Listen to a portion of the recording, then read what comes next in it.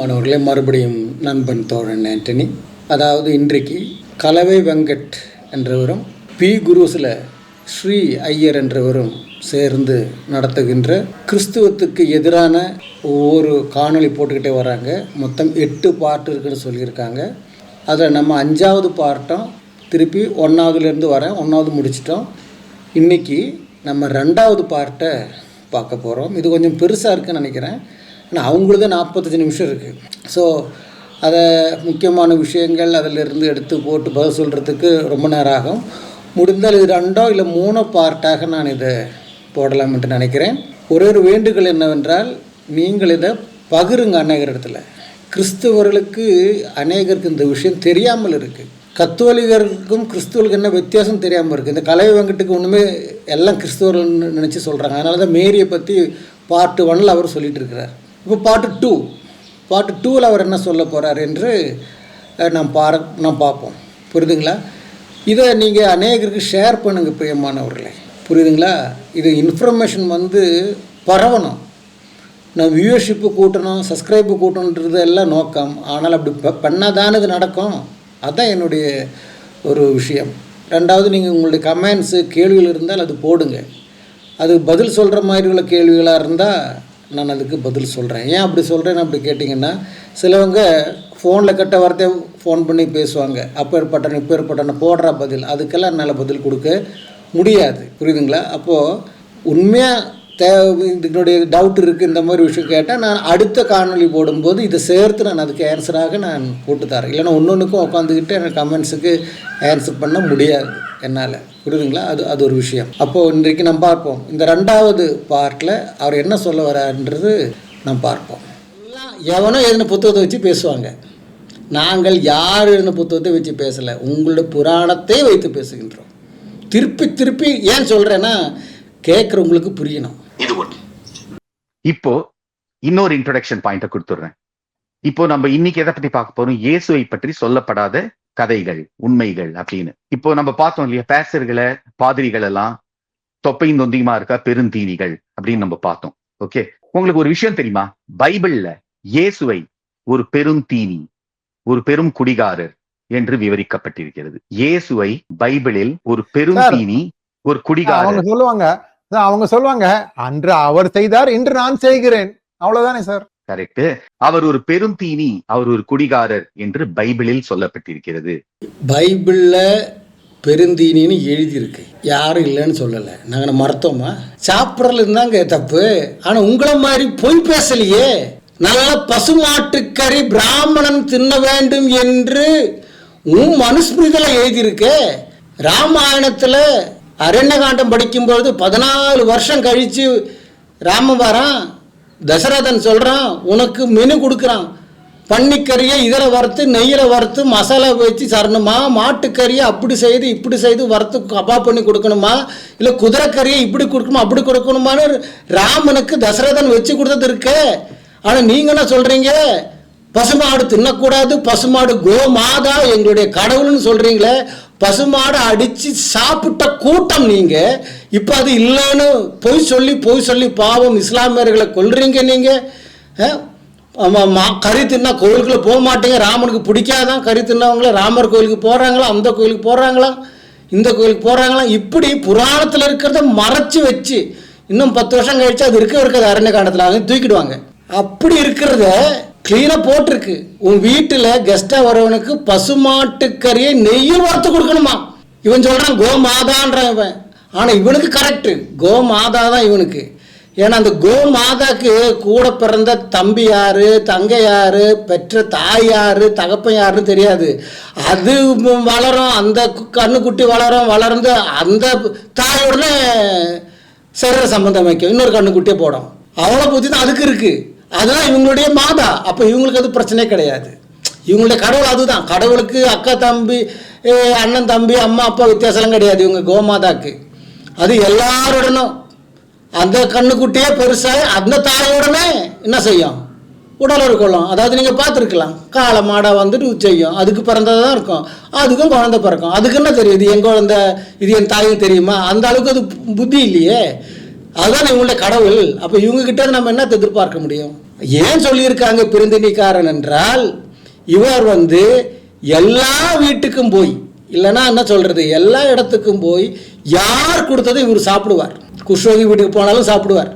சிம்மன் குஷ்ரோகி வீட்டுக்கு போயிட்டு இவர் சாப்பிட்டுருக்கிறார். ஏன்னா அந்த காலத்துல தள்ளி வச்சிருக்கிற காரியம். விபச்சாரியோட வீட்டுக்கு போனாலும் அங்கேயும் சாப்பிடுவார். ஏன்னா அந்த காலத்தில் விபச்சாரிகள் தள்ளி வச்ச காலம். இந்த வரி வாங்குறவன் சக்கையு, வரி வாங்குறவன் அவங்களுக்கு எதிரி இஸ்ரோ ஜனங்களுக்கு, அவங்க வீட்டுக்கு போனாலும் இவர் சாப்பிடுவார். அப்போ இவர் ஒரு பெருந்தினிக்காரன்டா, எங்கே போனாலும் சாப்பிட்றாரு இவர். நம்மளாம் அந்த வீட்டுக்குள்ளே போக மாட்டோமே. அவங்களோட உட்கார்றாரு, திராட்சரசம் குடிக்கிறாரு. திராட்சரசம் குடிக்கிறது இன்றைக்கும் என்றைக்கும் இஸ்ரேல் நாட்டில் வளைகுடா நாடுகள் எல்லாம் அன்றைக்கும் இன்றைக்கும் திராட்சரசம் குடிக்கிறது அவங்களுடைய நாகரிகத்தில் இருக்கின்ற ஒரு விஷயம். ஏன் சோமபானம்னு குடிச்சிங்களா? ஐயர்கள் வட இந்தியாவில் போன இப்போ கூட சோமபானம் மாதிரி பண்ணி குடிப்பாங்க. ஆமாம், தம்பாக்கு வாயில் வைப்பாங்க, புகை வாயில் வைப்பாங்க, அப்படியே கேரில் இருப்பாங்க. அந்த மாதிரி சோமபானம் நினச்சிங்களா நீங்கள்? நல்ல சாராயம், அதான் சோமபானம், நல்ல சாராயம். சிலவங்க சொல்கிறாங்க கிழங்குலேருந்து எடுக்கிறதுன்றாங்க, சிலவங்க சொல்கிறாங்க இல்லை அது இந்த பழங்களிலிருந்து எடுக்கிறதுன்றாங்க. எல்லாம் ஒன்று தான், எல்லாம் சாராயம் தான். ஐயர் வழங்கு குடிச்சிட்டு இருந்தது தான் சோமபானம். அது தேவலோகத்தில் குடிப்பாங்களா? இவங்க இயேசு கிறிஸ்து திராட்சரசம் குடிக்கிறார். ஆமாம், அந்தங்க ஆளுங்களோட உட்காந்துக்கிட்டு அவரு சாப்பிட்டாரு, திராட்சரசம் குடிச்சாரு. கிறிஸ்துவ எழுதிருக்குல்ல பைபிளில், நாங்கள் என்னமோ இல்லைன்னு சொல்கிறோமா? ஏன் வெறுப்போட பேசுற நீ? எங்களுக்கு வெறுப்பு வரலையே, நீ பேசுறது பார்க்கும்போது சிரிப்பு தானே வருது. இயேசு பெருந்தீனி, பெரும் குடிகாரர் அப்படின்லாம் அவருடைய சமகாலத்தவர்களே சொன்னதாக இயேசுவே அதில் தெரிவிக்கிறார். நீங்க எல்லாரும் வர மீட்பர்களை எல்லாம் இதே மாதிரிதான் சொல்கிறீர்கள் அப்படின்னு சொல்றாரு. எல்லாரையும் அப்படி சொல்றீங்கன்னு இயேசு சொல்லலை. அவர் ஏன் சொல்றாரு? சாதா மனிதனை போல சாப்பிடுகிறனாவும் திராட்சரசம் குடிக்கணும் வந்தா நீங்க சொல்றீங்க பிறந்தினிக்காரன் திராட்சரச பிரியன்னு சொல்றீங்க.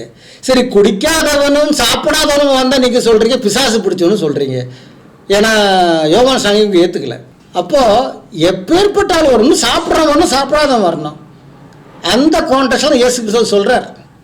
எப்படி திருப்புறாங்க பாருங்க இவங்க. அந்த வசனத்தை கம்ப்ளீட்டா படி, அங்கதானே உண்மை இருக்கும். அது மட்டும் இல்ல, இது ரொம்ப ஒரு இன்ட்ரெஸ்டிங் விஷயம். காஸ்பெல் ஆஃப் ஜான் படிச்சேன்னாக்க உங்களுக்கு தெரியும், சிலுவையில் ஏற்றப்பட்டவுடன் இயேசு ஒரு 6 மணி நேரங்களில் இறந்து விடுகிறார். பொதுவா சிலுவையில் ஏற்றப்பட்டவர்கள் பல நாட்கள், சில சமயம் பல வாரங்கள் கூட உயிரோடு இருப்பார்கள். சிலுவையில் ஏற்றப்பட்டவர்கள் ஒரு நாளைக்கு மேலே இருந்ததில்லை. ரோமா சரித்திரத்தின்படி ஒரு ஆள் தான் அதிகமாக 7 நாள் இருந்திருக்கிறார். மிச்சம் எல்லாம் மேக்சிமம் 2 நாள். ஏன்னா அதுக்குள்ளே என்ன ஆகிடும்னா அந்த கழுகு வயிறு குடல் எல்லாம் குத்தி எடுத்துரும். ஒரு நாளைக்கு மேலே அவனால் வாழ முடியாது. அதனால தான் ரோம அரசு ஜூலியஸ் சீசர் காலத்தில் கொண்டு வந்த சட்டம் தான் அவங்க அன்னைக்கே சாகணும். ஏன்னா சிலுவையில் தூக்கப்பட்டவன் சன்செட்டுக்கு மேலே இருக்கக்கூடாது. ரோமா விசுவாசத்தின்படி அதுக்குள்ளே அவன் சாகணும் அப்படின்னு கொண்டு அப்படி அவன் சாகலையா, கழுகெல்லாம் கொத்தி அவன் கண்ணு ஹார்ட்டு குடலெல்லாம் எடுக்கலையா, எடுத்துனா இருப்பான். நீங்களே யோசிச்சு பாருங்கள். ஒரு ஆக்சிடென்ட்னா அவங்களுக்கு ஒரு ஃபஸ்ட் எய்ட் கொடுக்கல எத்தனை மணி நேரம் இருப்பாங்க? கூடி 1 மணி நேரம் 2 மணி நேரம் இருப்பாங்க. அதுக்குள்ளே ப்ளீடிங்காக செத்துருவாங்க.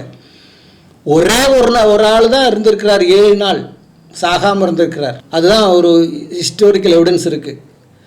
அதனால் சீசர் காலத்தில் சட்டம் வந்தது, அப்படி சாகலையா சன்செட்டுக்கு முன்னாடி, சூரியாஸ்தம் முன்னாடி சாகலையா, முழங்கால அடித்து உடைச்சா தொட வழியாக அந்த ரத்தம் அங்கேயே இத்தனை 1/2 ஹவரில் செத்துருவான். அப்போ இந்த புழுகு மூட்டை என்ன சொல்கிறாரு? ஆளுங்க எல்லாம் சாக மாட்டாங்களாம். யார் சொன்னது? இவங்க சொல்கிற மாதிரி அல்ல அந்த காலத்தில் நடந்த விஷயம். நான் சொல்கிறேன், சிலுவையில் மரணத்தை பற்றி பைபிள் சொல்லுகிறது. அதே இது யோசஃபஸனுடைய எவிடன்ஸ் புத்தகம் படிக்கும்போது அதில் நமக்கு புரிகிறது எப்படி அவர்கள் சிலுவையில் அறைவார்கள் என்று. யார் சிலுவையில் அறையணுமோ அவருடைய தோளில் அந்த குறுக்கு மரத்தை கிராஸ் பாரை வச்சு கட்டுவாங்க. அதுக்கு பேர் பேட்டிபுலம். கிரீக்கில் அதுக்கு பேர் பேட்டிபுலம். அதில் இருந்தால் பெண்டுலம் என்ற வார்த்தை வருகிறது. இப்படி ஆடுகிறது ஹரிசாண்டலாக. பேட்டிபுலம் நடுவில், சிலுவைக்கு நடுவில் இருக்குல்ல வெட்டிக்கல், அதுக்கு பேர் சிம்ப்ளக்ஸ். இப்போ சிம்ப்ளெக்ஸை மலைக்கு மேலே நாட்டுவாங்க.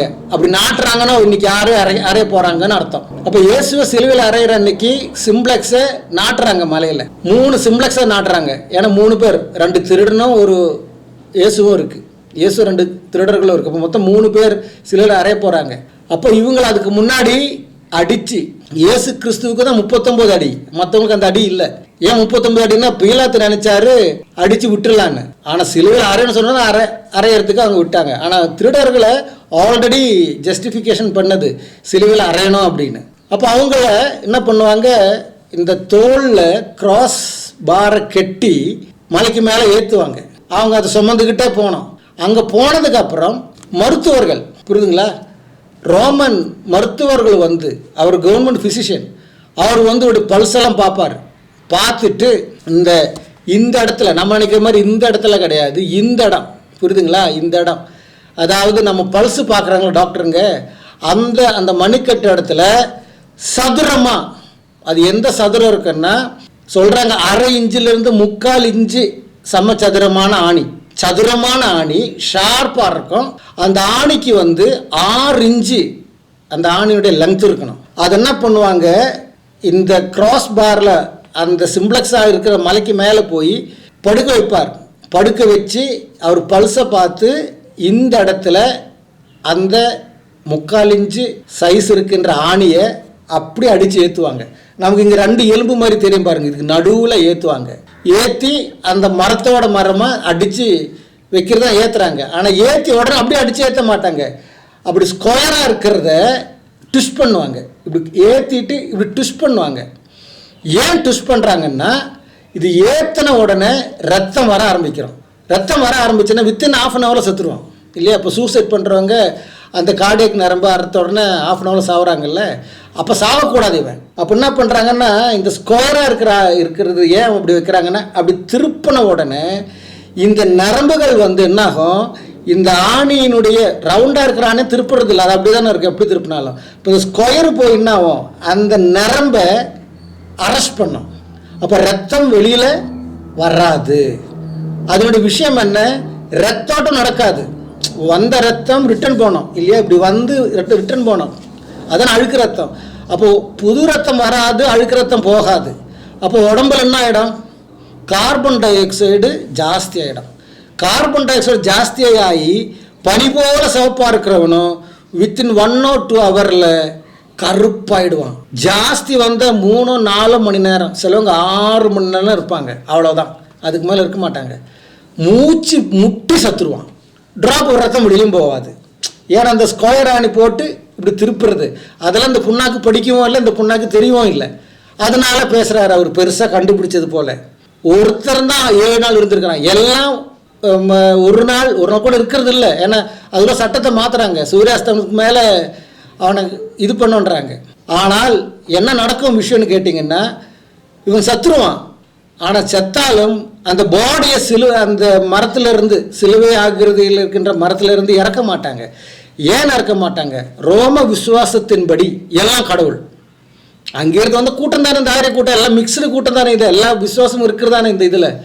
அப்போது இவன் வந்து ஒரு பாபியை மண்ணில் படுக்க வச்சா பூமி தேவனுக்கு, புரியுதா, பூமி தேவனுக்குன்னு ஆகும். அதான் அட்லஸ், பூமி தேவனுக்கு இதுவும் நடக்கும், அழுக்காயிடும்.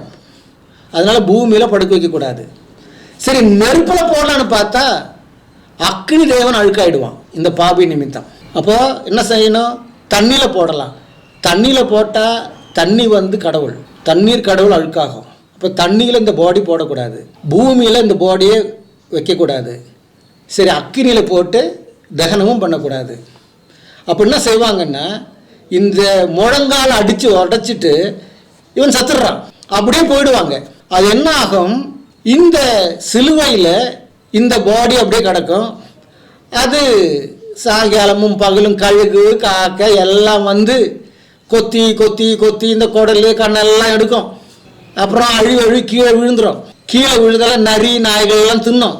அப்படி இந்த சிம்ப்ளெக்ஸ் அந்த சிலுவையில் இருக்கின்றது சத்து மழையிலையும் பனியிலையும் காஞ்சி எள்ளும் தோலுமா ஸ்கெல்டன் ஆகி அப்புறம் ஒரு நாள் போய்ட்டு க்ளீன் பண்ணுவாங்க, அதெல்லாம் கொண்டு போய் கொளுத்திடுவாங்க. ஆனால் பாடியாக இறக்க மாட்டாங்க. புரியுதுங்களா? அந்த காலத்தில் தான் அரிமத்து யோசேப்பு கேட்குறான் பிலாத்துக்கிட்ட, அவர் இறந்துட்டார். இவ்வளோ சீக்கிரம் இறந்துட்டாரான்னு ஆச்சரியப்படுறார். ஆமாம், அவர் இறந்துட்டார். ஏன்னா அவரை ஒருவராலும் சாவடிக்க முடியாது. வசனம் சொல்லுகிறது, அவர் சொல்லியிருக்கிறார், ஜீவன் கொடுக்கவும் அது எடுக்கவும் எனக்கு அதிகாரம். அப்புறம் சொல்றார், பிதாவே உம்மிடத்தில் என் ஜீவனை ஒப்படைக்கிறேன். மனிதர்கள் நினைச்சா அவரை சாவடிக்கவே முடியாது. அவர் அரெஸ்ட் ஆகும் பொழுது மல்கூஸ் என்றவனுடைய காதை வெட்டினது தலைக்கு தான், ஆனா மிஸ் ஆகி காதற போச்சு. அப்பவே காதை எடுத்து ஒட்ட வச்சாரு. அவர் சரியாயிடுச்சு. கொண்டு போய் யானையோட தலையை ஒட்ட வைக்கல. அது உண்மை உண்மை உண்மை. அது பிரதமர் என்ற ஞானி சொன்னார்ல, முதல் பிளாஸ்டிக் சர்ஜரி செஞ்ச நாடுன்னு யானை தலையை கொண்டு போய் அந்த பெம்பேன்னு அந்த அழுக்கில் இருந்து அந்த குழந்தை தலையில் வச்சாங்கல்ல. சரி, அந்த டாபிக்கில் போகல. உண்மைக்கு நான் சொல்கிறேன், உண்மையோட அப்படியே புழிஞ்சு ஊற்றிருக்காங்க இதில். புரியுதுங்களா? அங்கே ஒட்ட வச்சிருக்காங்க. அவருடைய பேரை கொடுத்துருக்கு, மல்கூஸ் என்ற பேர். இன்னும் என்ன எவிடன்ஸ் வேணும்? அப்போ அவரை யாரால இவரை சாவடிக்க முடியும்? நீங்கள் யாரை தேடுறீங்கன்னு கேட்டிருக்கிறார். கேட்ட உடனே நான் தான் இயேசுன்னு சொன்ன உடனே அந்த சொன்ன அந்த வார்த்தைக்கே பின்னிட்டு விழுந்தாங்க அவங்க. அந்த வல்லமை இவரை சாவடிக்க முடியுமா? ஒருத்தனாலும் சாவடிக்க முடியாது. அவர் தன்னுடைய ஜீவனை கொடுக்கிறார். பிதாவை முன்னத்தில் ஒப்படைக்கிறேன் என்று சொல்லி மகா சத்தமிட்டு அவர் ஜீவனை விட்டார்னு இருக்கு. புரியுதா? கொடுக்கவும் என் ஜீவனை எடுக்கவும் எனக்கு அதிகாரம் இருக்குன்னு சொன்னார். அதனால தான் மறுபடியும் வந்தார் அவர். சரி, அப்போ இவரின்படி நிறைய பேர் இருந்தாங்க. ஒருத்தனும் இல்லை. சும்மா போய் பேசாத. அப்போ நான் அதுக்கு ப்ரூஃப் வேணும். எத்தனை பேர் இருந்தாங்க? நான் சொல்கிறேன், இது வரைக்கும் ஒரு ஆள் தான் இருந்திருக்கு 7 நாள். அவருடைய அந்த இது கண்ட பிறகு தான் சீசர் சொன்னார், இனிமேல் இதெல்லாம் வேண்டாப்பா, சூரிய அஸ்தன் முன்னாடி எடுக்கணும். அது ஒரு விஷயம். இன்னொன்று, யூதா விசுவாசத்தின்படி, இயேசு கிறிஸ்து ஒரு யூதன் இல்லையா? யூதா கோத்திரத்தில் பிறந்தவர். அதன்படி மரத்தில் தூக்கப்பட்டவரும் சபிக்கப்பட்டவன் பழைய ஏற்பாடில் இருக்கு. சூரிய அஸ்தமனத்துக்கு முன்னமே அவன் சரீரத்தை இறக்க வேண்டும். சூரியத்துக்கு மேலே அந்த சரீரம் அந்த மரத்தில் இருக்கக்கூடாது. அந்த சட்டமும் இருக்கு. அடுத்தது, மேரியும் எல்லாரும் நிற்கிறாங்க, யோவனெல்லாம் நிற்கிறாங்க. அங்கே நிற்கும்போது இவங்க வர்றாங்க, சோல்ஜர்ஸுங்க. அவங்க வந்து பார்க்குறாங்க, அந்த 2 கலர்கள் சாகலை. அவங்களுடைய முழங்கால் அடித்து உடைக்கிறாங்க. இவர்கிட்ட வரும்போது சொல்றீங்களா, அவர் இறந்துட்டார், காலை உடைக்காதீங்கன்றார். இவ்வளவு சீக்கிரம் இறந்துட்டாரா? அப்புறம் இறந்துட்டாரா இல்லைன்னு பாக்குறதுக்கு குந்தத்தை எடுத்துட்டு விழாவில் குத்தின உடனே தண்ணியும் ரத்தமும் கலந்து வந்தது. எவ்வளவு கிளீனா இருக்கு பைபிள்ல. அதான் அவங்க படிக்க மாட்டாங்களா? டோலிதோஸ் இயேசு என்ற புத்தகத்தில் ஒருத்தன் சொன்னானா அதான் இவங்களுக்கு உண்மை. சரி, பார்ப்போம் சில மணி நேரத்தில். ஏன்னா அது கார்டியாக் நரம்பு இங்கே கட் ஆயிடுச்சு. சூசைட் பண்ண பிளேடு சூசைட் பண்ண எப்படி சாவுறாங்க? சில நாட்கள் ஆகுதா? முட்டாப்பாயில் அதுக்கு பதில் சொல்லணும்ல, மன்னிக்கணும் முட்டாப்பாயில்னு சொன்னதுக்கு. சில நேரத்தில் வருது அது வாயில். பிளேட் எடுத்து கையாக இருக்கிறாங்க. எத்தனை நாள் அவரோட இருக்கிறாங்க? 1 மணி நேரம் 2 மணி நேரத்தில் சாப்பிட்றான் இல்லை, அந்த இடத்துல ஒரு ஆணை அடிக்கிறாங்க. அது கூட காமன் சென்ஸ் இல்லை. ஆனா இயேசு ஒரு 6 மணி நேரத்தில் இறந்து போய் விடுகிறார். அதுக்கு என்ன காரணமா இருக்கும்? ஒருவேளை இறைவனின் குழந்தை சார் அவரு. சார் இறைவனின் குழந்தை சார் அவரு. ஐயோ, உடனே ஒருத்தர் சொல்றாரு, அது இறைவனின் குழந்தை சார் அவரு. இல்லைங்க, பார்வதி குளிக்க போகும்போது அழுக்கு சுரண்டி எடுத்த குழந்தை சார் அது. அது யானை தலை வச்சது. புரிஞ்சுதா? சிரிப்பு, ஒரே சிரிப்பு. இயேசு வந்து பார்த்தா 6 மணி நேரத்துல போயிடுறார். ஒருவேளை அவரும் நம்ம காலத்து பாஸ்டர்கள் அல்லது பாதிரிகள் போல பெரும் தொந்தியோடு இருந்தாரா அப்படின்னு ஒரு கேள்வி வருது. ஏன்னா பைபிள்லயே சொல்லியிருக்க அவர் பெரும் தீனி, ஒரு பெரும் குடிகாரர் அப்படின்னு. சோ அப்படி இருக்கும்போது நிறைய தொப்பை போட்டிருக்கலாம், தொந்தி போட்டிருக்கலாம். அப்போ வந்து சிறுவையில் அடிச்சா அந்த தொந்தியோட பாரத்தை யார் தாங்குவா? நுரையீரல் அதுக்கு இருக்கும், சீக்கிரம் உயிர் விட்டு விட்டார் அப்படிங்கிற சந்தேகம் எனக்கு எப்பவுமே உண்டு. ஒரு அதிசயம் சொல்ற பாருங்க, நம்முடைய உடம்பு வெயிட் தாங்கிறது நுரையீரல். குடியார இயேசு எல்லாம் தின்றவன், தொந்தி இப்படி இருக்கும் ஐயர்வ மாதிரி. அப்போ வெயிட் வந்து நுரையீரல் தாங்கும். நம்முடைய வெயிட் தாங்கிறது புது கண்டுபிடிப்புப்பா. இவருக்கு ஒரு பிரைஸ் கொடுக்கணும். நுரையீரல் நம்முடைய வெயிட் தாங்குது, அதனால அவர் எடுத்திருப்பார். இதை தவிர இது முதல் விஷயம், இயேசுவை ஒரு பெரும் தீனி என்றும் இயேசுவை ஒரு குடிகாரர் என்றும் பைபிள்ல சொல்லி இருக்கிறது என்ற விஷயம் பல மக்களுக்கு தெரியாது. இது கிறிஸ்தவர்களுக்கே தெரியாது. கிறிஸ்தவர்கள் எல்லாருக்கும் தெரியும். அவர் எல்லாரோடையும் பழகினதுனால, எல்லாரும் வீட்டில் சாப்பிட்றதுனால அந்த மாதிரி சொல்லியிருக்கு. அப்படியே தின்னுட்டு போச்சு. இதுல கல்யாண சமையல் சாதமா, இது காய்கறிகளும் பிரமாதமா? ஐயோ, சரி சரி, அடுத்தது. இயேசு யாரோடு கூட இருந்தார், அவர்களுடைய நண்பர்கள் யார் என்பதை பற்றி பைபிள்ல அகைன் சொல்லி இருக்கிறது. கூட இருந்தவர்கள் தான் டாக்ஸ் கலெக்டர்ஸ் அண்ட் சின்னர்ஸ். அதாவது டாக்ஸ் கலெக்டர்னா வரி வசூலிப்பவர்கள், சின்னர்ஸ்னா மாபெரும் பாவிகள். இவர்கள் தான் இயேசுவோட கூட இருந்த அந்த அடிப்பொடிகள் அப்படிங்கறத பைபிளே சொல்றது. ஆமா, யார் இல்லைன்னு சொன்னா பைபிள போட்டிருக்கப்பா. பாபியை தேடி நான் வந்திருக்கிறேன், பரிசுத்தவானுக்கு நான் தேவையில்லை, பாபியை தேடி நான் வந்திருக்கிறேன். அப்ப தேடி வந்தவங்கிட்ட தான் அவர் இருக்கணும். உங்கள மாதிரி கீழ் ஜாதியில சூத்திரம் ஒருத்த தாகிலா சம்புகன்ற ஒருத்தர் தியானம் பண்றான்னு சொல்லிட்டு தலை வெட்டுறதுக்கு இயேசு கிறிஸ்து வந்தாரு. அதுக்கு இயேசு கிறிஸ்து வர வேண்டிய அவசியம் இல்லை. அந்த சம்புகனையும் நேசித்து அவனையும் தன்னுடைய பிள்ளையாக மாற்றும்படிதான் இயேசு கிறிஸ்து வந்தாரு. அந்த பாபியை நேசித்து, வரி வசூலிக்கிறவன் என்ன வசூலிக்கிறவன் பாபியாவன்? வரி வசூலிக்கிறவன் தவறான ரீதியில் வசூலிக்கிறதால ஜனங்க வருத்தாங்க. அதுக்கு சக்கையோட வீட்டுக்கு ஆண்டவர் போன அவன் தவறான ரீதியில வசூலிக்கலன்ற அவனை சொல்றானே. நான் யாரிடத்திலாவது மீறி, சட்டத்தை மீறி நான் ஏமாற்றி சம்மதித்திருக்குமானால் 3 ரத்தனை கொடுக்குறேன்றான். அப்போ இதுல என்ன புரியுது? அவன் அது செய்யலன்னு புரியுது இல்லையா?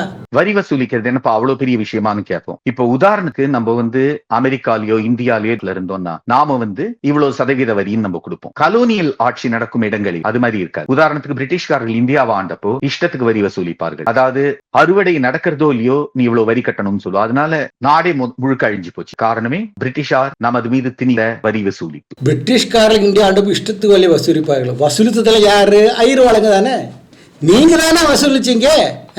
பிரிட்டிஷ்காரர்கள் வரி வசூலித்தார்களாம். ஏன் முகலன் சிங்க வரி வசூலிக்கலையா? ஏன்னா பிரிட்டிஷ்காரன் தான் உங்களுக்கு சட்டத்தை ஈக்குவல் கொண்டு வந்த. ஆனால் உங்களுக்கு பிரிட்டிஷ்காரன் மேல எரிச்சல்.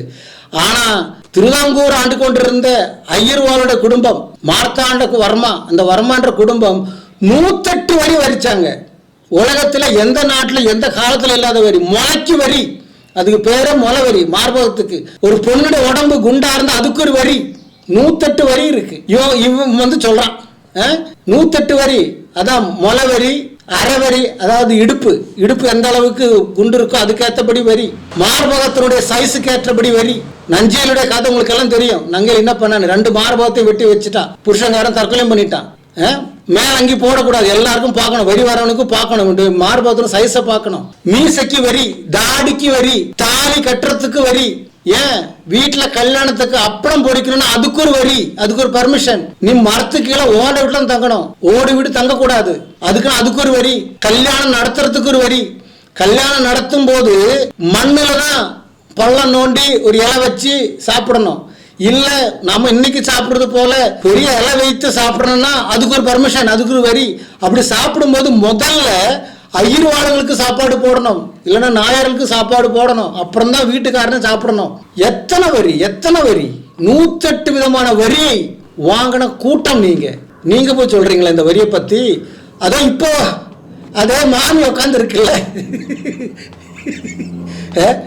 அரிசி ஆட்டத்துக்கு ஒரு வரி, அந்த ஆட்டத்துல மிஷின்ல போட்டு அதுக்கு ஒரு வரி, அதை கரண்ட்டுக்கு யூஸ் பண்றப்போ அதுக்கு ஒரு வரி, அந்த மாவை புளிக்க வச்ச வரி, அப்புறம் தோசையா செஞ்சா அதுக்கு ஒரு வரி, இட்லியா செஞ்சா அதுக்கு ஒரு வரி, தோசை விரிவா செஞ்ச ஒரு வரி, அதுல மசாலா போட்ட ஒரு வரி, அதை பேக் பண்ண ஒரு வரி.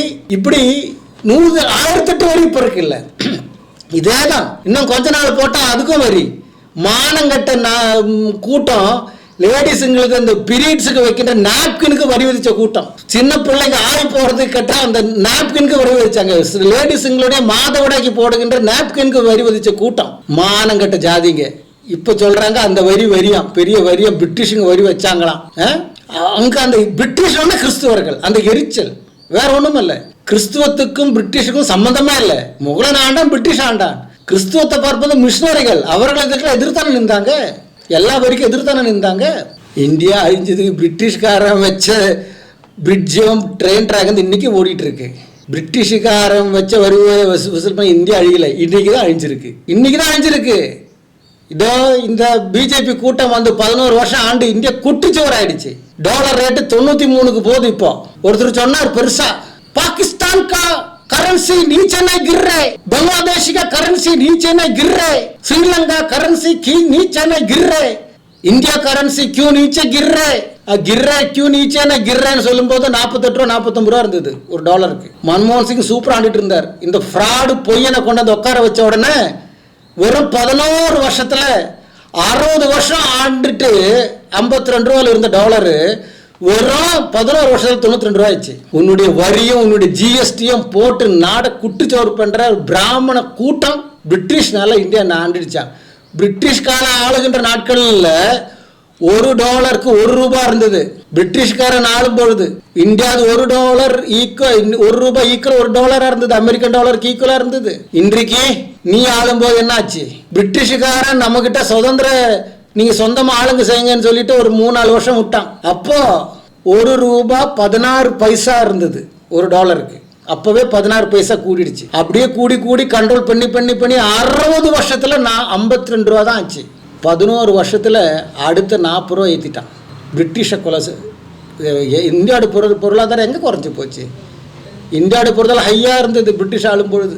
அதே போல 2000 வருஷம் முன்னாடி இஸ்ரேல் என்ற இடத்தை ரோமாபுரி மக்கள், ரோமன் கவர்மெண்ட், ஓகே, சீசர் காலனிய ஆட்சி நடத்தி கொண்டிருந்த இடம். அதனால ஏற்கனவே நசித்து போய் நொடித்து போன மக்கள் தான் யூதர்கள். அவர்களிடம் போய் இன்னும் வரி வசூலிப்பது என்பது அராஜகம், அயோக்கியத்தனம். அது போல செய்தவர்கள் பெரும் பாவிகள் தான் இயேசு கூட இருந்த நண்பர்கள், அவருடைய அடிப்பொடிகள் என்று பைபிளே சொல்றது. இந்த 2 விஷயத்த நம்ம இது பல மக்களுக்கு தெரியாது, பல கிறிஸ்தவர்களுக்கும் தெரியாது. அதனால இது இயேசுவை பற்றி 2 சொல்லப்படாத உண்மைகள் இது வரைக்கும் சொல்லியிருக்கோம். எல்லா கிறிஸ்தவர்களுக்கும் தெரியும். நீ சொல்ற மாதிரி இல்லை வரி வசூலிக்கிறது. வரி வசூலிச்சாங்க. யாரும் ரோம காலத்தில் எக்ஸ்ட்ராலாம் வரிக்க முடியாது. இந்த நாட்களில் பிராமணன் ஏமாத்துற மாதிரிலாம் ஏமாற்ற முடியாது. பிராமணனுக்கு வரி இல்லைன்னு வச்சாங்கல்ல, அதெல்லாம் அந்த நாட்களில் பண்ண முடியாது.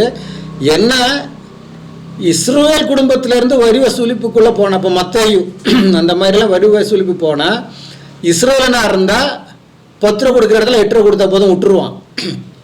சக்குவே போல இருக்கிறவன் 10 ரூபா கொடுக்கல 10 கூடுன்னு கராரை வாங்குவான். அதனால் அவனுக்கு உறுப்பாயிடுச்சு. நீ நம்ம ஆளாக இருந்துட்டு ரோமனுக்கு வரி வசூல் வாங்குறியே, எக்ஸ்ட்ரா வரி வாங்கினதாக எங்கே இருக்குது வேதத்தில்? எங்கே இருக்குது வேதத்தில்? அதான் சக்கையை சொல்கிறாங்கல்ல, நான் அப்படி வாங்கிட்டு இருந்தால் அப்படின்னு அர்த்தம், வாங்கலன்னு அர்த்தம். சேலஞ்சு பண்ணுறேன், நான் வாங்கிட்டு தான் கொடுக்குறேன்னு. வாங்கலையே. இது இயேசுவை பற்றி 2 சொல்லப்படாத உண்மைகள் இது வரைக்கும் சொல்லியிருக்கோம். சொல்லப்படாத உண்மை ஒன்றும் நீ பெருசாக கிழிக்கல, இது எல்லாருக்கும் தெரிஞ்ச விஷயம்தான். நீ அந்த புத்தகத்தை படித்து சொல்கிற, நாங்கள் பைபிள் படித்து உட்காந்துட்டு இருக்கிறோம். இப்போ அந்த ஸ்லைடை நீங்க கொண்டு வாங்க. First slide. கண்டிப்பா. Over to you. சோ இந்த ஸ்லைட்ல நீங்க பார்த்தீங்கன்னாக்க மேல பாருங்க, எல்லோல ஹைலைட் பண்ணி வச்சிருக்கேன். அதுல இயேசு சொல்றார், நான் அமைதியை கொண்டு வருவதற்காக இந்த உலகத்தில் வந்திருக்கிறேன் என்று நினைக்காதே, குடும்பத்தை பிரிப்பதற்காகவும், ஓகே, எல்லா இடத்திலையும் பெரிய அளவில் அமளியை கிளப்புவதற்காகவும் தான் நான் வந்திருக்கிறேன் அப்படின்னு சொல்லியிருக்கார். ஓகே, அதே மாதிரி கீழே இன்னொரு எல்லோ ஹைலைட் பண்ணியிருக்கேன். அதுலயும் பாருங்க, இயேசு என்ன சொல்ற, நானும் பரலோகத்தில் இருக்கும் பரமபிதாவும் ஒருவரே அப்படின்னு சொல்லியிருக்காரு. இந்த 2 நீங்க மனசுல வச்சுக்கணும். ஓகே, ஏன்னா மேல இயேசு சொல்லிட்டார், நான் உலகத்தை பிரிக்கிறதுக்கு தான் வந்திருக்கேன், நான் சமரசம் பண்றதுக்கெல்லாம் வரலன்னு சொல்றாரு. அதே மாதிரி கீழே பார்த்தாக்க அவர் சொல்ற இந்த எல்லோ ஹைலைட்ல பரலோகத்தில் இருக்கும் பரமபிதாவும் நானும் ஒருவரே அப்படின்னு சொல்ற. ஆமா, பரலோகத்தில் இருக்கிற பிதாவும் இயேசுவும் ஒன்றுதான். அவர் மனிதனாக வந்தவர். உலகத்தில் சமாதானத்தை உண்டு பண்ண வேண்டும் வந்தேன் என்று நீங்கள் நினைக்க வேண்டாம், உண்டு பண்ணும்படி வந்தேன் நினைக்க வேண்டாம். இது முதற்கொண்டு என்ன உண்டாகும்? குடும்பத்தில் பிரச்சனை உண்டாகும். ஏன்னா என்னை ஏற்றுக்கொள்ளும் பொழுது மாமியார் மருமகளுக்கு எதிராகவும், தாய் மகளுக்கு எதிராகவும், அப்பன் பிள்ளைக்கு எதிராக, பிள்ளை அப்பனுக்கு எதிராகவும் பிரச்சனை உண்டாகுதான் சொல்லியிருக்கிறார் அவர். கண்டிப்பா நீ சொல்றதுக்கு அல்ல, சொத்தை கூடுற அதை கூடுறன்னு குத்தி கொள்றதுக்கு அல்ல, சொத்து பிரச்சனைக்காக பிரச்சனை உண்டாக்குறதுக்கு அல்ல, இதுவல் பிரச்சனை அல்ல. இயேசுவை பின்பற்றினால் உங்கள் குடும்பத்தில் பிரச்சனை உண்டாகும். இன்றைக்கும் அதான் நடக்குது. இன்றைக்கும் ஐயர்வாளுங்களுக்கு வர பிரச்சனையே அதுதான். அரசு வர மதமாற்ற சட்டம் தான் பிரச்சனை. இந்த பிரச்சனை உண்டாக்கணும் உண்டாக்கிட்டு தான் இருக்கிற, கடைசி வரைக்கும் இந்த பிரச்சனை நடக்கதான் செய்யும். உங்களுக்கு வலிக்கும், புரியுதுங்களா? உங்களுடைய இந்த பொய் புழுகு மூட்டை மதத்திலிருந்து, டுபாக்கூர் பொய்யான மதத்திலிருந்து விசுவாசத்துக்குள் ஜனங்கள் வரும்போது உங்களுக்கு வலிக்கும். அப்போ நீங்கள் சர்ச்சை போவீங்க, உடைப்பீங்க, எல்லாம் செய்வீங்க. ஆமாம், இது நடக்கும்னு அன்னைக்கே சொன்னார் அவர். இல்லாத எல்லாரும் பார்த்துட்டு போப்பா, சமாதானமாக சந்தோஷமா, எம் மதம் சம்மதம், எம் மதம் சம்மதன்றது போகிறது அல்ல கிறிஸ்தவம். எம்மதம் சம்மதம்னு போகிறது கிறிஸ்தவம் மேலே. அது நீங்கள் ஐயர் வாழுங்க.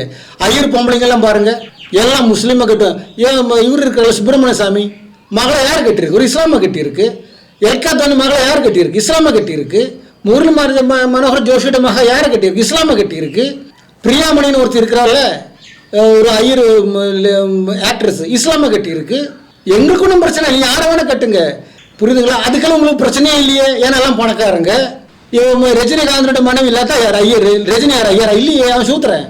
பரவாயில்ல, புகழ் இருந்தால் யாருக்கும் விரிச்சு காட்டுவாங்க. அவன் முஸ்லீமாக இருக்கட்டும், சூத்திரனாக இருக்கட்டும், பஞ்சமனாக இருக்கட்டும், பிரச்சனையே கிடையாது. எல்லாரும் வாங்கடா. உங்களை போல ஒரு நரி கூட்டம் உலகத்தில் யாரும் கிடையாது ஐயரை போல. அதனால தான் அவ்வளோ விஷம் பிடிச்சவங்க. பெரியார் சொன்னார், நல்ல பாம்பையும் ஐயரையும் பார்த்தா முதல்ல ஐயர் அடி, அப்புறம் பாம்பு அடி, அதோட விஷம் இருக்குன்னு. சேரப்பாம்பு பார்த்தீங்களா? சேரப்பாம்பு தான் அடிக்கணும், நல்ல பாம்பு அடிக்கிறத விட. ஏன் தெரியுமா? சேரப்பாம்பு எல்லா பாம்போட உடலுறவு வைக்கும், வச்சுட்டு சேரை உண்டாக்காது, அந்த பாம்பு தான் உண்டாக்கும். இப்போ ஒரு நல்ல பாம்பு சேரப்பாம்போடன் உடலுறவு கொண்டாச்சுன்னா அதுக்கு முட்டை போட்டு குஞ்சு விரிஞ்சிக்கும் போது அந்த குஞ்சுகளெல்லாம் நல்ல பாம்பு குஞ்சு ஆடும். சேரப்பாம்பும் இணை சேர்ந்தால் மட்டும்தான் சேர உண்டாகும். அது நல்லா புரிஞ்சுக்கணும். எந்த பாம்புடன் சேரப்பாம்பு இணையதோ அந்த பாம்புனுடைய குழந்தை பிறக்கும். அந்த மாதிரி ஒரு சேரப்பாம்பு ஒரு எல்லாரோட இணையும். முஸ்லீம் ஆளுகின்ற காலத்தில் முஸ்லீமுக்கு பர்பில் சிங் யார்? ஒரு ஐயர். அக்பர் ஆளுகின்ற காலத்தில், எல்லா காலத்திலும் இருக்குது. அவுரங்கசீபின்ற காலத்தில் இருக்க ஐயர் ஆளுங்க இருக்காங்களே செனட்டில், ஆட்சியில். ஏன் இங்கே ஹைதராலி காலத்தில் அதே மாதிரி இவங்க டிப்பு சுல்தான் செனட்லலாம் ஐயருங்க இருக்காங்க. எல்லாரும் இங்கே இருப்பாங்க. பிரிட்டிஷ் காலத்தில் சட்டத்தை கொண்டு வந்து அவங்க தானே, சட்டத்தை அமுல்படுத்துறது அவங்க தானே. தாசில்தார், வக்கீல், படித்தவெல்லாம் யார்? பிராமணன் தான். ஜனத்தை குணப்படுத்துறது பிராமணன் தான்.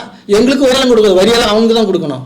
இதெல்லாம் சொல்லணும், அது ஒரு டாபிக் ஆயிடும். மேல இருக்கிற அந்த எல்லோ ஹைலைட்ல இயேசு இன்னொன்னு சொல்றாரு, நான் வந்து the laws of the prophets, அதாவது இதற்கு முன்னால் வந்த ப்ராஃபிட்ஸ் என்கிற மீட்பர்கள் கொடுத்த எந்த ஒரு சட்டத்தையும் நான் நிராகரிக்க போவதில்லை, அவற்றை ஃபுல்ஃபில் செய்வதற்காக, அதாவது அவற்றை நிறைவேற்றுவதற்காகத்தான் நான் வந்திருக்கிறேன் அப்படின்னு சொல்றாரு. சரி, லா ஆஃப் த ப்ராஃபிட்ஸ்னா என்ன? அதை வந்து போப் பெனடிக்ட் சொல்லியிருக்கார். வலது பக்கத்துல இருக்கிற அந்த கோட்டும் கொடுத்துட்டேன், அந்த புஸ்தகத்தோட பேரையும் நான் கொடுத்தேன். அவர் லா ஆஃப் த ப்ராஃபிட்ஸ் என்று சொல்வது பழைய ஏற்பாடு, அதாவது பழைய ஆகமம் என்கிற ஓல்டு டெஸ்டமெண்ட். நீங்க கிறிஸ்டியன் பைபிள்னு சொல்றது 27 புதிய ஏற்பாடு நூல்கள் மட்டுமல்லாமல் பழைய ஏற்பாடு நூல்களும் சேர்த்ததுதான் பைபிள், கிறிஸ்டியன் பைபிள். அதுல எத்தனை பழைய ஏற்பாடு நூல்களை சேர்ப்பார்கள் என்பது ஒவ்வொரு கிறிஸ்டியன் டினாமினேஷனுக்கும் மாறும். அப்படி இல்லவே இல்லை. அப்போக்ரிப்பான 7 புத்தகங்கள் இருக்கு. அந்த 7 புத்தகங்களை கத்தோலிக்கர்கள் மட்டும் பயன்படுத்துகிறார்களே தவிர வேற எந்த பைபிளிலும் அப்போக்ரிப்பா இருக்காது. கத்தோலிக்கர்கள் மட்டும்தான் 7 புத்தகங்கள் எக்ஸ்ட்ரா அடிஷனலாக வச்சிருக்காங்க, அவ்வளவுதான். மற்ற எல்லா பைபிளும் 66 புத்தகம், கத்தோலிக்கர்கள்ல 73 புத்தகம். டினோமினேஷனுக்கு பைபிள் மாறுமா? எந்த டினோமினேஷன் பைபிள் மாறுது? கத்தோலிக்கர்கள் வச்சிருக்கு. மறுபடியும் சொல்றேன், ஏன் அப்படி வச்சிருக்குன்னா, பைபிள்ல எழுதப்பட்ட பழைய ஏற்பாடுல பழைய ஏற்பாடுல மட்டும்தான். புதிய ஏற்பாடுல கத்தோலிக்கர்கிட்ட எந்த பைபிளும் ஒரு டாட் கூட வித்தியாசம் கிடையாது. பழைய ஏற்பாடுல ஏன் இருக்குன்னா, பழைய ஏற்பாடு முழுக்க இஸ்ரவேல் குடும்பத்தை பற்றி எழுதப்பட்ட புத்தகம். அதுல தான் கிறிஸ்து பறக்க போறாருன்னு அந்த இஸ்ரேல் குடும்பத்தை மீட்புக்காக அவர் சொல்லும்போது சொல்றாரு, ரிடீமர், மீட்பர். மீட்கிறதுக்கு சொல்லப்பட்ட தீர்க்க தரிசனங்களும் கடைபிடிக்க வேண்டிய நியாய பிரமாணங்களும் தவிர எந்த ஒரு தீர்க்கதரிசியும் இஸ்ரேல் குடும்பத்துக்கு வெளியில இருந்து வரல. ஆனால் அப்போக்ரிப்பா என்ற புத்தகத்தில் பார்க்கும்பொழுது எழுதப்பட்ட புத்தகங்கள் சிலது இஸ்ரேல் குடும்பத்துக்கு வெளியில் இருக்கிறது எழுதியிருக்கு, சிலது இஸ்ரேல் விசுவாசத்துக்கு விரோதமான சில கதைகள் இருக்குது. இப்போ தோபிதனுடைய கதை, ஜூடித்தினுடைய கதை, இதெல்லாம் அதில் இருக்கும். அதே மாதிரி மக்கிரிபா 1, மக்கிரிபா 2, மக்கபாய் 1, 2 இருக்கும். அப்போது விசுவாச சம்பந்தப்பட்டதுக்கு மாறாக சில சரித்திர பிரகாரமான விஷயங்கள். எந்த சரித்திரம்? யூதர்களுக்கு சம்பந்தம் இல்லாத சரித்திரம் எழுதப்பட்ட புத்தகங்கள். இப்போ மார்க் ஆண்டனி, ஜூலியஸ் சீசர், கிளியோபாட்ராவோட விஷயம்லாம் பைபிளில் வர வேண்டிய அவசியம் இல்லை. Mark Antony, Cleopatra, Julius Caesar இதெல்லாம் சரித்திரமே தவிர தீர்க்க தரிசனம் சம்பந்தப்பட்ட விஷயம் அல்ல. அது நம்ம புரிஞ்சுக்கணும். ஸோ அப்படி உள்ள புத்தகங்கள் இருக்கிறபடினால தான் அதுக்கு அப்போகிரிப்பான்னு சொல்லி 7 புத்தகத்தை வெளியேற்றினாங்களே தவிர அந்த 7 புத்தகத்தை விட்டு எல்லாம் ஒரு டாட்டு கூட வித்தியாசம் கிடையாது. எல்லா தீர்க்க தரிசனமும் கிறிஸ்துவுக்குள் நிறைவேறினது. நியாயப்பிரமாணங்கள்ல தீர்க்க தரிசனம் சொல்லியிருக்கு, கிறிஸ்துவில் நிறைவேறினது. என்னென்ன செய்யணும், மொத்தம் எத்தனை நியாயப்பிரமாணங்களுக்கு இவ்வளோ சொல்ல முடியுமா? 613 பிரமாணங்கள் இருக்கு. மொத்தம் எவ்வளோ இருக்கு? 613. இந்த 613ல் 365 பிரமாணங்கள் செய்யக்கூடாதவைகளும் 248 பிரமாணங்கள் செய்ய வேண்டியதுமா இருக்கு. Don't do and do it. அது எல்லாம் கிறிஸ்துவுக்குள் நிறைவேறுகிறது. ஒரு தப்பு செஞ்சா என்ன தண்டனை, அது கிறிஸ்துவுக்குள் அது நிறைவேற்றும்படி வந்த என்னோட நிறைவேறுகிறது. அது இவர் என்ன சொல்றார், அது செயல்படுத்தும்படி வந்தேன்றார். இதுதான் புரட்டுகிறது, இதுதான் என்னில் நிறைவேறுகிறது. அவ்வளவுதான் ஆச்சு, என்னில் நிறைவேறி ஆச்சு. இன்னொன்னு இல்லை, வேதத்தை அந்தம் பண்ணியாச்சு, அது நிறைவேறியாச்சு, அது என்னில் நிறைவேறுகிறது. அது இதுக்கு முன்னாடி இல்லைன்றார். இவங்க சொல்றாங்க அது செயல்படுத்தும்படி வந்தேன்றார். அதை செயல்படுத்தி வந்தல நிறைவேற்றும்படி வந்தவன், நிறைவேறியாச்சு, ஃபுல்ஃபில்டு. 39லேருந்து 51 புத்தகங்கள் வரைக்கும்.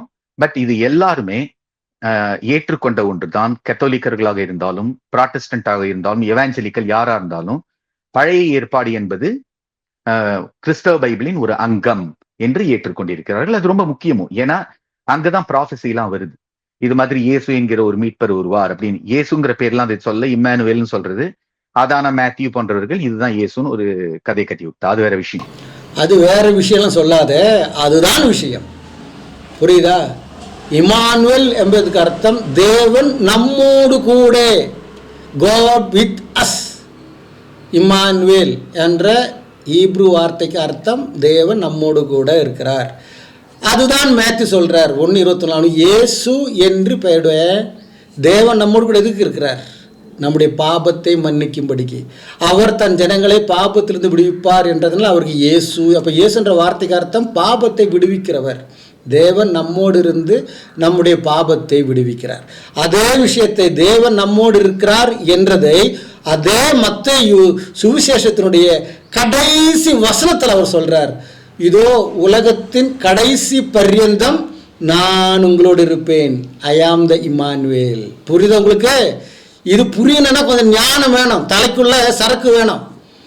ஐ ஆம் த இமானுவேல் சொல்லப்பட்டிருக்கல, இமானுவேல்னு தேவன் நம்மோடு இருக்கிறார். எஸ், மேத்யூ சுவிசேஷம் கடைசி சொல்றார், இயேசு சொல்றார், உலகத்தின் கடைசி பர்யந்தம் நான் உங்களுடன் இருக்கிறேன். Emmanuel, God with as.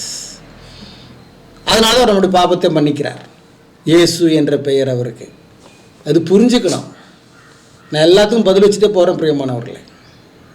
கிறிஸ்தவத்தை நிலைநாட்டவே பழைய ஏற்பாடுதான் அஸ்திவாரமாக இருக்கிறது.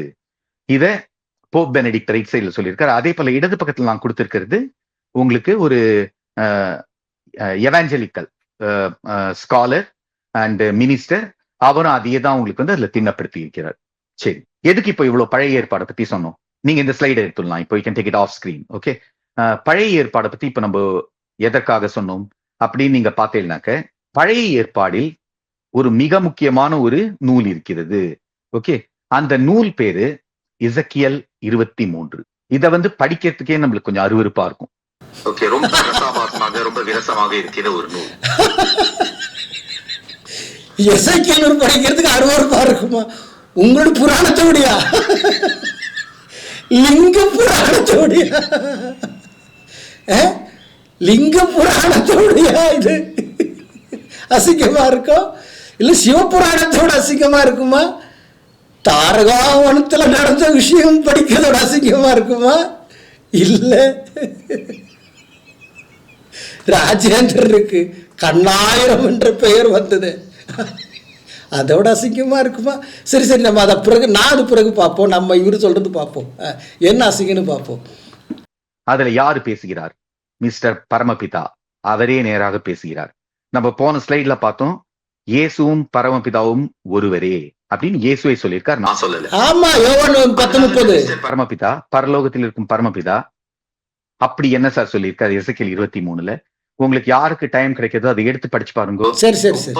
ரொம்ப ரசாபாசமாக இருக்கும். ஓ, அதனால அது எவ்வளவு மெருகேற்றி எவ்வளவு நாசுக்காக சொல்ல முடியுமோ இங்க நான் சொல்லிடுறேன். ரொம்ப ஆபாசம். உங்களுக்கு ப்ளூ ஃபிலிமே பார்க்க வேண்டாங்க. எதுக்குங்க இந்த கேமரா டான்ஸ் எல்லாம்? அந்த விஷ்ணு மோகினி ஆட்டம் ஆடுனா பார், அந்த டான்ஸை மனதில் வச்சுட்டு படிங்க இந்த புராணங்கள் எல்லாம். அது விஷ்ணு தேடி ஆடி பார்த்து சிவனுக்கு உண்டாய் புணர்ந்தான். ஐயோ, அதெல்லாம் இப்போ சொல்லக்கூடாது.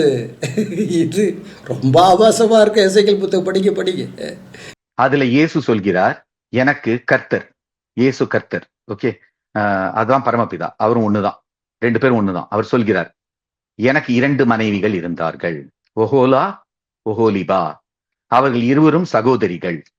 யார் சொல்கிறார்? இயேசு சொல்கிறார். அவர்களுக்கு 2 மனைவிகள் இருந்தார்கள், அவர்கள் இருவரும் சகோதரிகள், அவர்கள் பெயர் ஒஹோலா மற்றும் ஒஹோலிபா. அதுல முதல் ஒஹோலாவை இவர் திருமணம் செய்து கொள்கிறார். இவர்களுக்கு குழந்தையும் பிறக்கிறது, குழந்தைகளும் பிறக்கின்றன, பல குழந்தைகள். அது பேர் சொல்லல, அது ஆனா பெண்ணான்னு அதுல ஜீசஸ் சொல்ல மாட்டேங்கிறார். ஆனா குழந்தைகள் பிறந்திருக்கின்றன. ஆனா இயேசுவின் வாழ்வில் ஒரு சம்பவம் நிகழ்கிறது. அப்படி என்ன சார் சம்பவம் அது? அதையும் இயேசுவே சொல்றார். எசேக்கியேல் 23 போய் படியுங்கள். அதுல சொல்றார், இந்த ஒஹோலா இயேசுவிற்கு துரோகம் செய்துவிட்டு அசிரியன் என்றால் இப்போ நம்ம மெசபட்டோமியா இல்லைனாக்க ஈராக்னாலும் சொல்றோம், அங்கு இருக்கும் போர் வீரர்களிடம் காதலுற்று அவர்களுடன் தகாத உறவு கொண்டிருக்கிறாள். இதை பார்த்து என் மனம் பொங்கிவிட்டது, என்னால் என்ன செய்வதென்றே தெரியவில்லை அப்படின்லாம் சொல்லி அவர் புலம்புறார் அது முழுக்க. அதுக்கப்புறம் அவருக்கு வெறி வந்து ஒரு ஸ்டேஜ்ல அந்த மனைவியை கொண்டு போயிட்டு அசிரியன்ஸ் போர் வீரர்கள் கிட்டே ஒப்படைச்சுடுறாரு. இது எனக்கு தரகர் மாதிரி பண்றாரு அப்படின்னு சொல்றமா அப்படின்னா நான் சொல்லல, இயேசுவே சொல்லியிருக்காரு. First person testimony. எச்சரிக்கையா பேசணும், அப்பதான் கோபம் வருது. அவர் மனிதனாக வந்தபடியினால் ஜனங்கள் அவரை நம்பாதுன்னு அவர் சொன்னார். நானும் பிதாவும் ஒன்றுன்னு. மனிதனாக வந்த பிறகுதான் அவருடைய பெயர் இயேசு என்று அழைக்கப்பட்டது. இப்போ நம்ம ஏதாவது பேசினா கோபத்தில் பேச வேண்டியதா இருக்கு. இயேசு சொன்னார் நாங்கள் இல்லை, கர்த்தர் பேசினார் தான் இருக்கு. இயேசு சொன்னார் நாங்கள் இல்லை. இயேசுன்னு எப்போ வருகிறது? அவர் பூமியில மனிதனாக வந்த பிறகு அவர் பேசணும் நீ பேசணும். நீ ஒரு அப்பனுக்கு பிறந்தவனா இருந்தா புரியுதா? வாய வந்த விஷயம் பேசக்கூடாது. உங்க அப்பா அம்மா உன்னை சரியா பெற்றுறதுன்னு இப்படி பேசியிருக்க மாட்டேன். இயேசு சொன்னார், இயேசு திருமணம் பண்ணார், அவருடைய முதல் மனைவின்னு சொல்லும் பொழுது நானும் பிதாவும் ஒன்றா இருக்கின்றோம். கரெக்ட், இல்லைன்னு சொல்ல வரல. அவர் மனித வடிவெடுத்து வந்ததுக்கு பிறகு அவர் பேசுனதான் புதிய ஏற்பாடு. அதுதான் இயேசு சொன்னார்னு இருக்கு. பழைய ஏற்பாட்டில் மனித உருவு வரத்துக்கு முன்னாடி அவர் பிதாவாகிற தேவனா இருக்கும்போது நடந்த விஷயத்தை கர்த்தர் சொன்னார்னு இருக்கு. அதே அதிகாரத்தில் எசேக்கியேல் 23 படிக்கும்போதே அவர் உதாரணமா சொல்றார், அகோலிமா என்பது யூதாவும், அகோலிமா என்பது யூதாவும், அகோலே என்பது சமரியாவும். அப்ப அந்த யூதா சமாரியா அந்த நாட்டை பத்தி இந்த மாதிரி அவர் பேசுகிறார். உண்மைதான், திருமணம் பண்ணதுன்றதில்ல. புதிய ஏற்பாட்டினுடைய கருத்தும் அதேதான்.